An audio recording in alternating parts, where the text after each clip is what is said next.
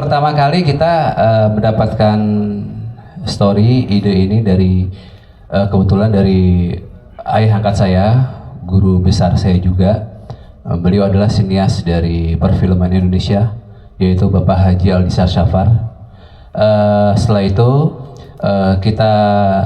saya sama Hadrah mencoba untuk merangkum cerita ini, dan wah, ini menarik sekali ya. Setelah itu kita rembukin sama-sama, terutama Pak Oswin yang luar biasa memberikan masukan-masukan yang wah, ini harus diginiin bersama Pak Anup juga.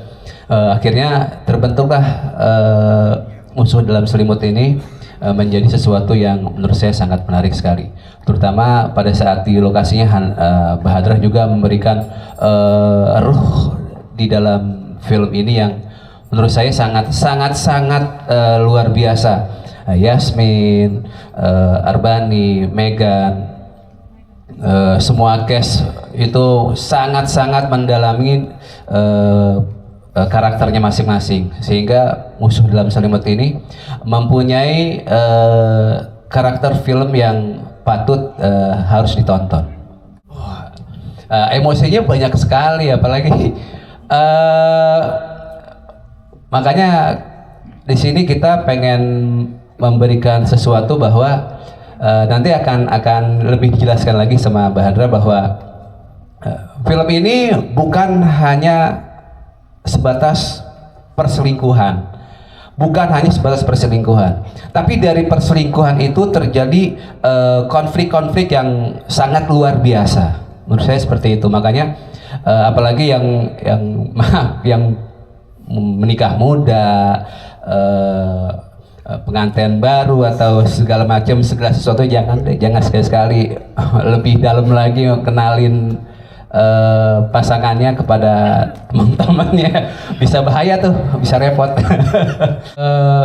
Awal pertama kali Musuh Dalam Selimut ini hadir, ini yang menggagas itu orangnya itu Pak Oswin. Pak Oswin memberikan kayaknya Musuh Dalam Selimut itu mempunyai pandangan yang luas, bukan hanya sebatas pasangan aja, tapi dari kayak misalnya kita punya teman, kita baik sama teman, belum tentu teman itu baik sama kita.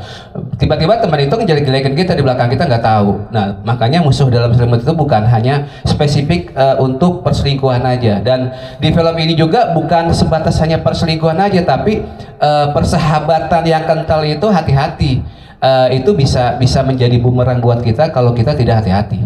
Film Musuh Dalam Selimut, sebelumnya aku opening sebentar ya, karena dari mulai proses penulisan yang ditulis sama Cassandra Masardi, ketika kita udah baca draft 1, sumpah ini aku ngerasa kayak wah, ini skrip gila banget, karakternya sakit jiwa banget gitu, maksudnya.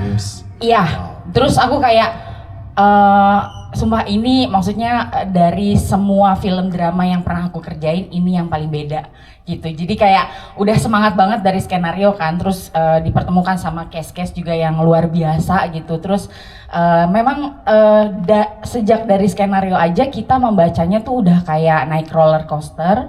Terus ada banyak surprise yang kita bikin melek gitu, maksudnya gila banget ya, bisa ya kayak gini ya, dalam persahabatan, dalam pertemanan gitu, dalam circle yang kita anggap baik-baik saja, ternyata gitu ada sesuatu di dalamnya gitu. Jadi kayak aku ngerasa excited banget, dan apalagi dari baca skenario akhirnya pikiranku jadi terbang gitu kemana-mana, mikirin konsep, treatment dan lainnya gitu, yang akhirnya kita banyak juga aku ngobrol sama Pak Adrian ya, DOP-nya gitu. Oke, kita mau bikin film drama yang konsep treatment visualnya bukan hanya sekedar drama aja gitu.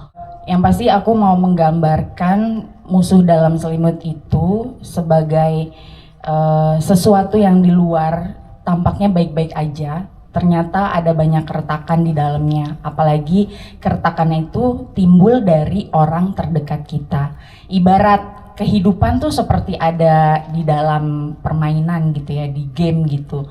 Nah, kita sebagai penonton bakal terlibat langsung di dalamnya ketika nonton film ini karena ada banyak hint-hint, ada banyak hal-hal yang akhirnya kita tuh jadi terlibat untuk merangkai semuanya gitu, kejadian-kejadian yang ada di film ini.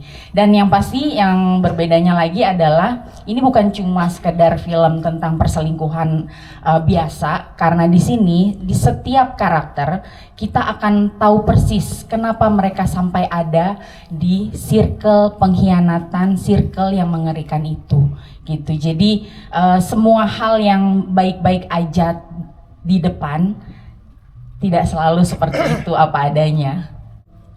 Kalau dalam realita sehari-hari semoga nggak terjadi banyak ya. Semoga nggak terjadi banyak.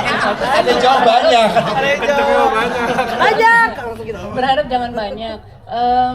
Tapi memang kan gini, kalau aku tuh fokusnya intinya tuh dalam pernikahan itu pasti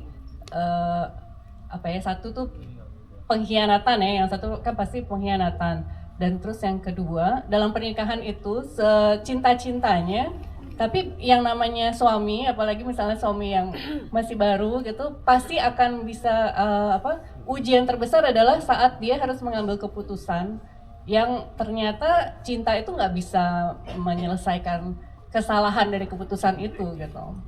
Jadi itu yang akan istilahnya harus dibayar lah gitu oleh si tokoh suami ini di film itu gitu. Satu kesalahan itu ternyata ujungnya panjang.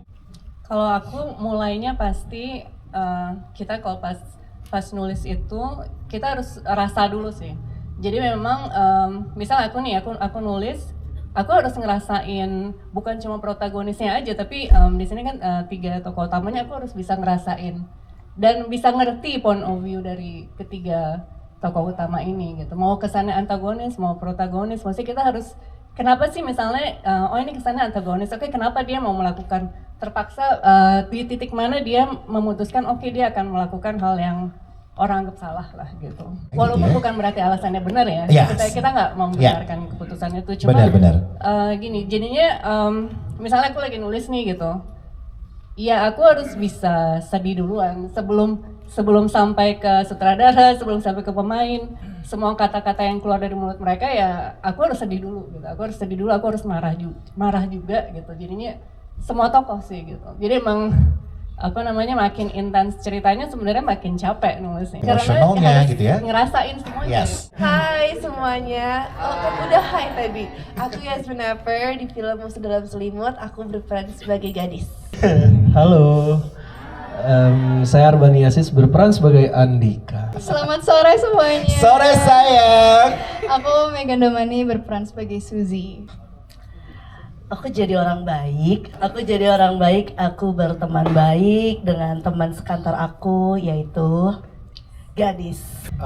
Ya, saya tadi berperan sebagai Indarto. Saya adalah laki-laki yang berada di satu kantor yang sama dengan Gita dan gadis. Sejujurnya selebihnya gimana nggak bisa. Iya sih. Nggak terlalu bisa dikasih tahu karena lumayan agak mempengaruhi gitu. Oke. Jadi paling ya intinya dia laki-laki yang sangat oportunis lah. Oke, thank you. Kamu yang kenalin aku ke Mas Andi. Iya, dia ngomong aku. Dia spill. Jangan dibilang dulu. Bukan aku ya. Jadi karena Yasmin udah bilang, mungkin saya yang menjembatani perkenalan mereka berdua. Oh gitu. Jadi Anda Hati-hati ya gadis. ingat bukan Cakra yang ngomong ya, Yasmin ya? Iya. Yes, aku gadis berperan sebagai istrinya Mas Dika. Terus ya gitu lah. Pokoknya itu dulu ya, apa yang tergambar di trailer itu yang boleh diceritakan ya. Oke, silakan suami boleh. Iya. Saya Arbani berperan sebagai Andika. Di sini jadi suaminya gadis ya. Oke. Ya mungkin kalian akan kesel ya. Pas nonton trailernya tadi, saya aja kesel. Kamu aja Saya kesel aja ya. kesel. Ya tapi coba nanti ditonton dulu aja. Oke. Ditonton dulu aja. Keselnya sama siapa? Oke. Thank you. Nih bestie aku. Oh iya, Besti. Ya, jadi aku berperan sebagai Suzy. Dan Suzy itu dia adalah perempuan yang perhatian. Dia dia ceria, dia baik loh sebenarnya awalnya. Dia itu mungkin friendly banget, jadi bisa bikin orang tuh gampang nyaman sama dia. Nah, tapi kan kesalahannya ya siapa yang nyaman sama dia. Ya tergantung orangnya nerimanya gimana. Iya benar. Keren loh ya. Maaf, Suzy Gemini. Maaf, Itu nanti ya. itu nanti ya di belakang layar aja. Itu nanti ya. Suzy kayak Gemini nih. Oh kamu Gemini. Tuh. Pertama kali aku dikirim sinopsis sama Bu Hadra ya. Aku baca sinopsisnya, terus pas baca sinopsis aku sampai, hah? Kok bisa kayak gini gitu? Udah kayak pas baca aja udah kayak, hah, ini gila banget sih. Terus akhirnya pas udah baca skenarionya, wah ini lebih menantang dan sesuatu yang baru buat aku karena selama ini aku belum pernah berperan sebagai orang kayak gini. Tapi ini seru banget buat aku karena very challenging dan pada akhirnya semoga sih semuanya bisa suka dengan hasilnya. Amin. Oke, pertama kali tuh waktu itu ketemu sama Bu Hadra, kita meeting, ketemu langsung. Bu Hadra tuh tipe yang kalau nyeritain tuh detail dengan emosi gitu, sama iya, sama kalau dia lagi ngedirect kita tuh tetap aja emosinya ngikut gitu. Tapi justru itulah jadi kita ngerti inti dan unsur ceritanya tuh seperti apa dan segila apa. Aku pun setuju sama Bu Hadra tadi bilang kalau ini skripnya gila banget, aku juga setuju. Jadi itulah alasan kenapa aku mau, karena aku juga sama Megan tadi, ini tuh challenging banget. Aku belum pernah dapat peran yang seperti ini, jadi ya kenapa enggak gitu. Apalagi aku tahu pemainnya siapa-siapa aja, jadi udah kenal juga ya. Udah kenal udah. Oke. Kalau bisa divisualin rasanya tuh kayak lagi di kerangkeng terus digebuk-gebukin nggak bisa gerak gitu. Wow, luar biasa loh. Gitu. Udah pernah. Waktu ini dari awal aja kali ya, sama kayak Bani sama Megan. Kalau dari aku waktu pertama kali baca skenarionya itu, aku setuju sama Bu Hadra. Penonton tuh pasti bakal ikut dalam filmnya karena banyak teka-teki yang harus diselesaikan gitu sampai ending. Dan aku waktu pertama kali baca skenarionya aku pikir malam ini aku setengah dulu baru setengahnya besok. Tapi gak bisa ternyata. Waktu aku buka tuh kayak oh tidak. Malah gemes ya. Iya, kebablas sampai ending. Segitu menariknya ceritanya menurut aku. Dan di sini gadis itu sosok karakter yang independen, tapi dari segala sisi sepertinya orang-orang terdekat dia itu tidak rasa baik dia yang ingin dia kasih ke orang lain itu tidak berbalik kepada dia gitu loh. Jadi opposite semua. Dan ya kalian bisa lihat di trailer, aku mencari tahu suatu hal dengan perut aku yang sangat besar dan itu ekstrim banget lah nanti. Aku gak takut ceritain banyak. Ya jadi pertama kali ditawarin ini adalah aku lagi kantor, posisinya Yasmin, Bani sama Megan udah lagi reading. Nah terus aku dikasih tahu sama Adeni sama Ibu bahwa karakternya akan seperti ini. Mungkin kenapa aku jadi sangat amat tertarik untuk membaca skenarionya karena dari cara Adeni ngasih tahu aku si karakter Indarto ini adalah karakter yang mungkin agak tricky karena apa yang dia lakukan tidak boleh memberikan sinyal alasan aslinya dia melakukan hal tersebut gitu. Wow. Sumpah ini agak susah loh ngerangkai Iya. karena agak takut salah ngomong nih. Aku hargai kepintaran kamu beneran deh. Iya begitu. Jadi intinya apa yang dia lakukan tuh sebenarnya punya tujuan tertentu, tapi bagaimana cara mendelivernya untuk orang nggak langsung nangkep bahwa tujuannya ke situ. Gitu. Harus smooth gitu pokoknya ya. Main halus gitu aja, main halus. Oh baik. Iya lebih ke situ sih. Ternyata karakter kamu lebih susah kayaknya ya di sini ya. Enggak juga. Ya enggak, di hari ini penjabarkannya lebih susah ya kayaknya. Iya, menjabarkannya lebih susah daripada mainin karakternya. Gitu. Benar. Oke, Dari pertama kali ditawarin sama Ibu Hadrah, pas dikasih tahu sinopsisnya juga, aku langsung, hah? Gitu-gitu. Jujur ini pertama kalinya untuk aku main drama karena kebiasaan komedi. Dan challenging banget gitu. Cimit bisa nggak ya? Oh ternyata gong gitu. Aku langsung, Bu, ayo kita syuting. Aku juga sama sih sebenarnya sama kayak Cakra gitu kan. Kayak aku susah untuk mendeliver. Pokoknya nanti kalian harus tonton karena banyak teka-teki, banyak twist-twist yang bakalan kalian gak nyangka gitu. Pokoknya sedar-der-dor itu. Oke, Mak menonton. Saya jawab pertanyaannya ya. Itu nanti kalian sendiri ya. Yang menilai. Saya masuk dalam kategori yang mana? Kategori yang manipulatif kah? Kategori yang apalah? Pokoknya nonton aja. Tapi yang saya ingin kasih tahu mungkin di sini di Musuh Dalam Selimut, pokoknya gila deh. Pokoknya ini gila. Gitu aja. Karena sebelumnya aku sama Arbani main film religi. Religi baik-baik gitu, lucu-lucu. Kok ini tiba-tiba jadi red flag dua-duanya gitu. Dan aku pertama kali tahu kalau Arbani bakal main di film ini, aku langsung chat Bani, aku bilang, ini kamu beneran main di sini? Iya, seru banget ya ceritanya, beda banget sama yang kita kemarin. Yang kemarin juga seru banget, cuman ini tuh bener-bener 180 degrees different gitu, kayak very very different and challenging banget. Gimana caranya kita membedakan itu sama proyek yang sebelumnya. Nah kalau buat chemistry-nya, karena kita semua tuh udah kenal dari sebelum proyek ini juga, aku juga udah kenal Yasmin lumayan lama, dan karena kita sering bercanda-bercanda dan yang lain-lainnya, chemistry-nya lumayan gampang masuk untuk jadi sahabatan. Untuk jadi musuhnya, gimana ya cara jelasin yang itunya ya, coba. Ya intinya ini adalah pengalaman yang baru dan tantangan yang baru pastinya. Kita juga sebagai aktornya di Musuh Dalam Selimut juga kita harus harus menyesuaikan diri. Kayak walaupun aku sama Megan udah pernah project bareng, aku sama Yasmin udah punya project bareng juga, tapi di sini ya kita sebagai Andika, sebagai Suzy ya sebagai gadis gitu. Jadi kita menyesuaikan aja. Dan masalah kayak tadi bener chemistry juga udah kebentuk, udah enak karena kita udah pernah kerja bareng, jadi kita udah tahu porsi-porsinya dan ya udah sisanya kita jalanin dan kita serahkan sama Bu Hadrah. Gitu. Ya nonton Musuh Dalam Selimut karena di sini tuh kita bisa lihat gimana perempuan itu bisa berjuang untuk mendapatkan lagi harga dirinya, dan bagaimana ya itu ya, kita tuh nggak pernah tahu titik mana yang menyakiti hati perempuan gitu. Wow, buat dalam ya. Oke, silakan yang berikutnya, boleh?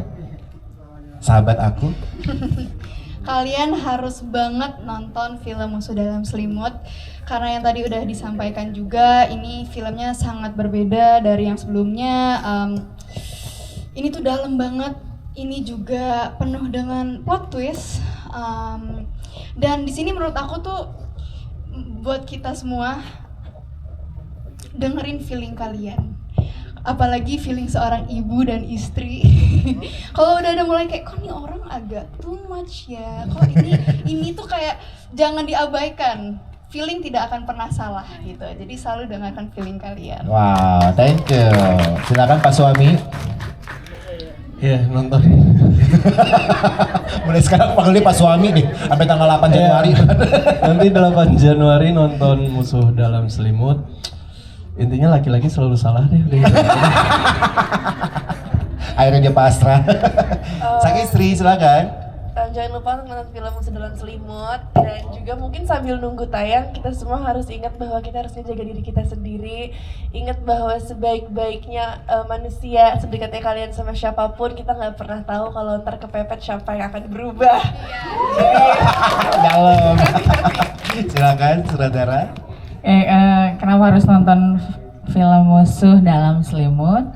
Karena kalian akan melihat bahwa ini bukan hanya film perselingkuhan biasa. Di sini kemasan dramanya sangat berbeda. ada storytelling yang sangat unik di film ini, tutur bercerita yang kalian gak akan pernah dapetin di film lain, aku jamin itu, gitu. Aku jamin itu. Dan film ini kalian akan tersenyum sangat lebar, sedih yang sangat dalam, juga gregetan sampai rasanya pengen teriak-teriak. Nah, gitu aja. Terima kasih. Luar biasa. Silakan.